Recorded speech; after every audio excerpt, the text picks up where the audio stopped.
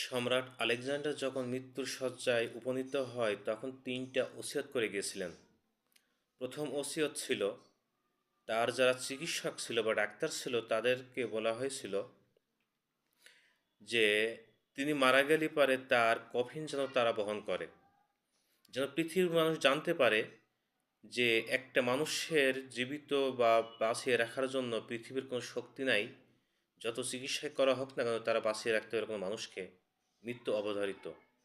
দ্বিতীয় ইচ্ছা পোষণ করেছিল যে তার যে অর্থ সম্পদ ছিল প্রচুর পরিমাণ, তার মৃত্যুর সময় যে কফিন যে রাস্তা দিয়ে যাবে সে রাস্তায় যেন সেই সম্পদগুলো ছিটিয়ে বা ছড়িয়ে দেওয়া হয়, যেন পৃথিবীর মানুষ জানতে পারে মৃত্যুর পরে এই সম্পদ কোনো কাজে না আসে।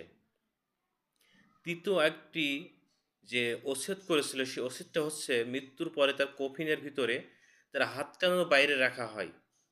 এজন্যই সে ওসিয়ত করেছিল পৃথিবীর মানুষ যেন জানতে পারে যে বিশ্ব সম্রাট, পৃথিবীর সবচেয়ে ধনী ব্যক্তি, সে পৃথিবীতে যখন বিদায় নিচ্ছে তখন যেন সে খালি হাতে যাচ্ছে। এটাই প্রমাণ করতে চেয়েছিলেন যে পৃথিবীতে যত বড় সম্পদশালী হোক আর ক্ষমতাশালী হোক, মৃত্যুর পরে সে খালি হাতেই যাবে।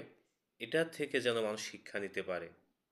এই থেকে আমরা শিক্ষা নিতে পারি পৃথিবীর সম্রাট যে হবেন, পৃথিবীর সবচেয়ে ধনী ব্যক্তি যে হবেন, তাম পৃথিবীর যে পরিচালিত করবেন, অনেক ইতিহাস থেকে আমরা জানতে পাই যারা পৃথিবী পরিচালিত করেছে, তাম পৃথিবী পরিচালনা করেছেন, তার পৃথিবীতে আসছেন খালি হাতে বিদায় নিয়েছেন।